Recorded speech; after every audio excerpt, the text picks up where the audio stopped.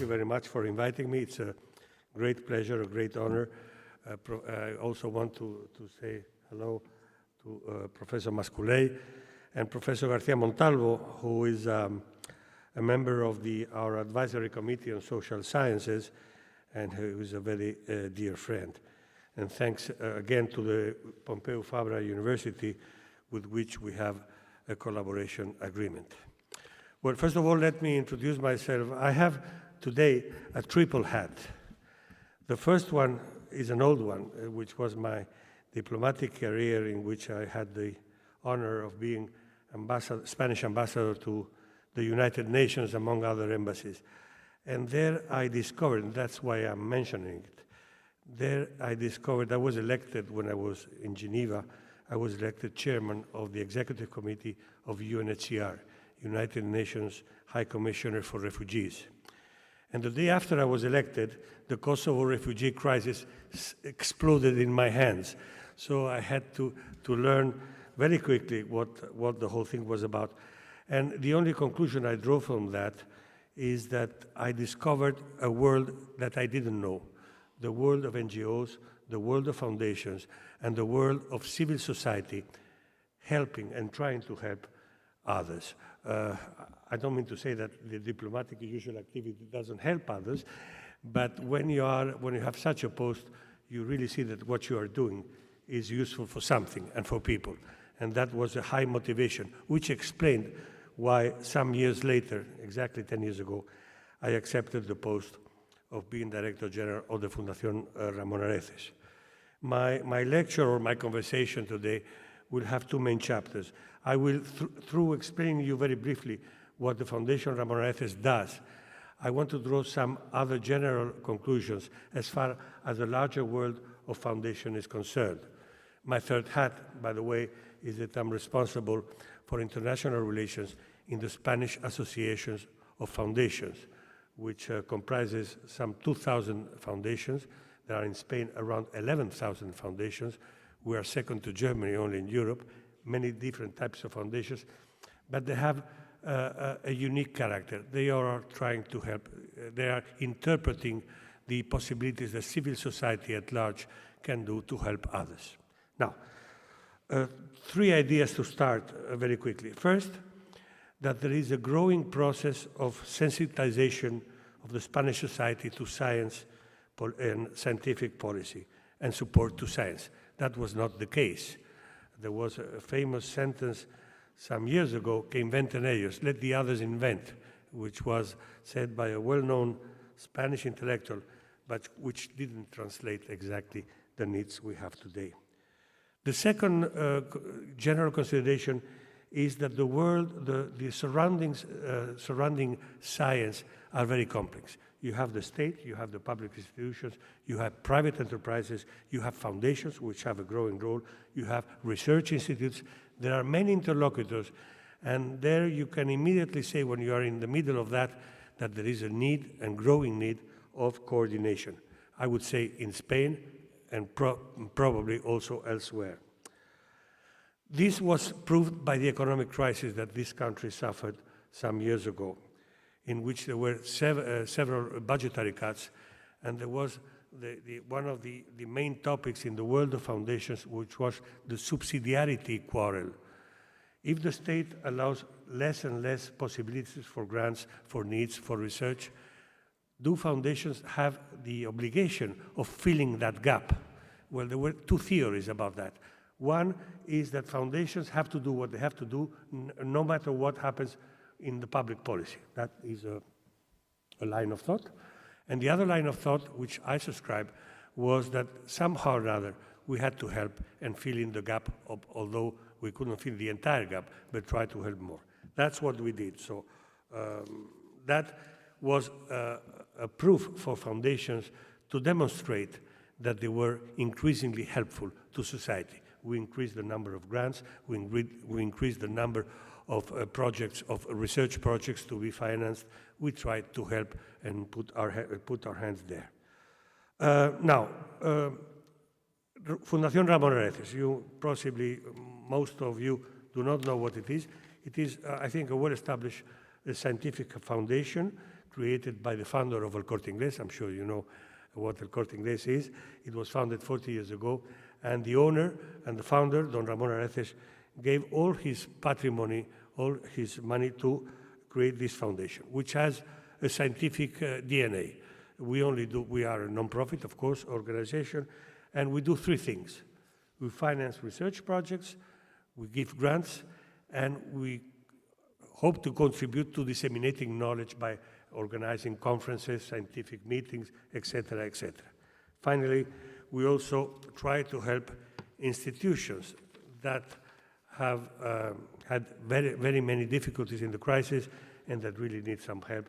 I'm thinking, my friends in the table will know of, for example, Royal Academies that really have problems in getting finance, and we try to help. Finally, the foundation works on the one side on the scientific field, science of life and matter, and on the other hand on social sciences. But we have now also increased our activity in humanities, trying to translate into practice this transversality principle that is now very much in fashion, which brings the fact that, for example, business analytics firms are hiring philosophers or lawyers because they think that the contribution can be of help to the work. We have financed over 140 projects. We have had 90 events at our siege, mainly in Madrid. And finally, we have a solid, I think, solid activity, which is based basically on two principles. First, excellence. We try to work only with the best, as far as we can. And secondly, we try to bring to Spanish society the state of the art, the vanguard, the latest knowledge that is being created in the world. For that, we have a system of alliances. Just being in Catalonia, being in Barcelona, we have a strategic alliance with the Fundación Maragall of fight against Alzheimer. We have a strategic alliance with Pompeu Fabra. We have a strategic alliance with many other Catalan institutions. And I take the opportunity of recognizing, as I said to Professor Mascolell some minutes ago, that Barcelona is becoming one of the leading centers in scientific research and scientific activity, not only in Spain, but in Europe and the world. So I really pay tribute to the effort that is being done in this city and in this region. The third and final point of my activity, now you know what we are doing, but what are the new issues that we are trying to put in place and that somehow explain what the foundations are doing, not only mine, but many others. The basic principle is that on one side, because of your status, you have to obey to the will of the founder. And the founder said we have to do this, this, and this, what I described to you before, and we are faithful to the founder's will. But on the other side, that will was created some 40-odd years ago, and the world has evolved a lot. And so we have to modernize and adapt ourselves to the needs of the modern world. So that equilibrium between tradition and modernity has to be duly managed, but that's what we're trying to do. Now, what are the new issues that we are fighting for and that in some respect are not only made by the Fundación Ramón Areces, but many other foundations? First is the digitalization. We have done a very big effort and very costly effort to digitalize our foundation. That has had two main directions. One, we have digitalized all the scientific knowledge that had been produced in the foundation in the last 40 years. And that was a lot. That was over 50, 60 research projects a year and around 90 scientific meetings or conferences. That creates a lot of knowledge. For example, to tell you an example, in the last 2 months, we have had 4 Nobel Prize winners at the foundation, which have delivered lectures, which were of an outstanding excellence. And if we don't put them on the web or we don't digitalize them, this knowledge is lost. So we have done an awful effort in that respect. The other, as many others, that is no news, but we have digitalized all our working procedures. if you ask for a grant from the Ramón Areces Foundations, and we give almost 100 a year, you just have to dial and make a procedure which is in the web, and nobody else intervenes. It's a dialogue between you and the web. The second effort has been internationalization. As a former diplomat, I like to distinguish between international activity and internationalization. We had a lot of international activity when we give grants mainly to US or European universities, or where we bring speakers from all over the world. We are certainly doing an international activity. But internationalization, nunca me sale bien, internationalization is something more, is a bit more. Is to work together hand in hand with another institution of the world. And that's what we are trying to do. And for example, we have created a network of alliances with institutions of international excellence. We have an agreement with the London School of Economics, by which we have 4 master classes a year at the foundation, by which we have the best experts in the London School of Economics who regularly talk to us and teach us about the main issues. The last one was pensions. We had the best expert of the LSE talking about pensions at the foundation. By the way, everything is available at the web. Now the next one, we will have one about cybersecurity, which is one of the leading topics in big industrial groups. So we have there, and we do those things together. We decide them together. We finance them. Well, we finance more than together, but we try to work together. We have another with the MIT, the Massachusetts Institute of Technology, by which it's odd, but a Spanish foundation finances research projects in Boston, and the MIT, on the way back, sends us their best experts on, again, the most important topics that are to be presented to the Spanish society. We have another one with the Institute Weizmann of Israel, one of the leading scientific institutes in the world. We have another one with the Wharton School of Business. Being a retail group like is El Corte Inglés, and we are the foundation of El Corte Inglés, an alliance with the most important, or one of the most important business institutes in retail is of paramount importance. In fact, we do have a chair of retail in Oviedo, which is one of the very, very few that exist in Spain, and which is doing a remarkable work. And finally, we have the jewel of the crown is the final agreement we have reached with the Nobel Prize Foundation. Nobel Foundation, no prize, Nobel Foundation, by which we will have next year in Madrid an international scientific conference on the future of aging, which is a topic of actuality, and the future that will bring 7 to 8 Nobel Prize winners to Madrid. We'll have a succession of roundtables in which the most important speakers in Spain, in the world, and Nobel Prize winners will debate about everything that is related to the future of aging, pensions, sociology, demography, health, and all the rest of it. We hope that this will be, hopefully, a big success. Another feature which we have supported a lot is the support to Spanish scientists abroad. It all started 5-6 years ago when a colleague of mine of the embassy in London phoned me and said, "You want to finance a web page for this Spanish scientists in Britain?" I said, "You're out of your mind, or what? Do you think that I'm going to spend 10,000 euros like that?" Then I thought about it and I said, well, it's not so idiot. Well, the end result is that there are 17 associations of Spanish scientists across the world. By the way, the one of the United Kingdom has already 700. And tomorrow at my foundation, they are all meeting to create an association of Spanish scientists around the world. We are financing the association in the US, in Britain, in Germany, in Sweden, wherever. We are financing most of them.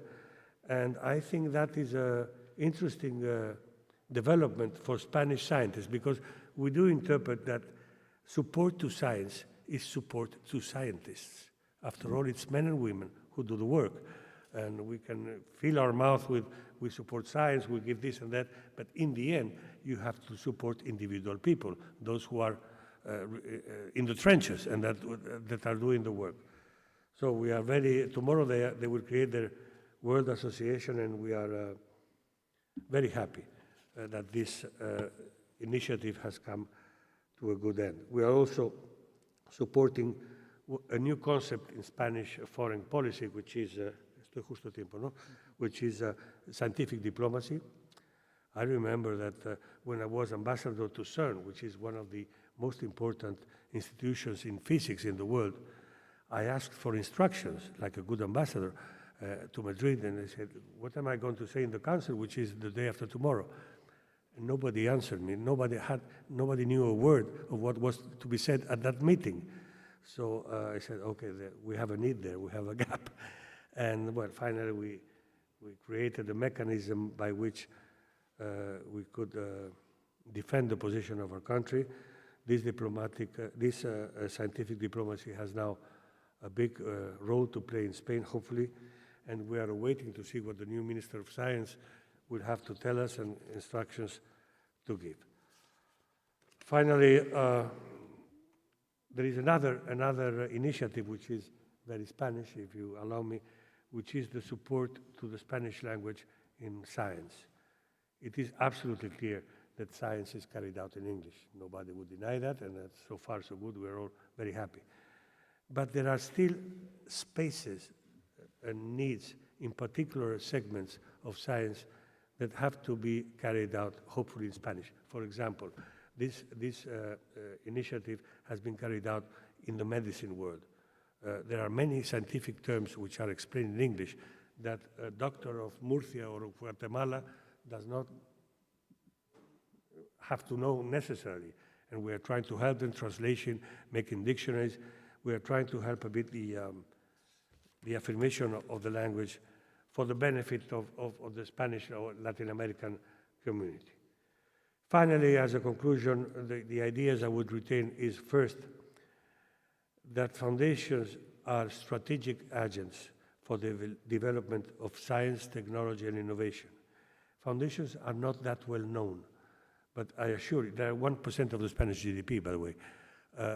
I assure you, sooner or later, all of you will come into contact with foundations, and the more you know about them, the better it will be. We are trying also as Fundación Ramón Areces to be a foundation of reference for other institutions in Spain. We hope to be successful there.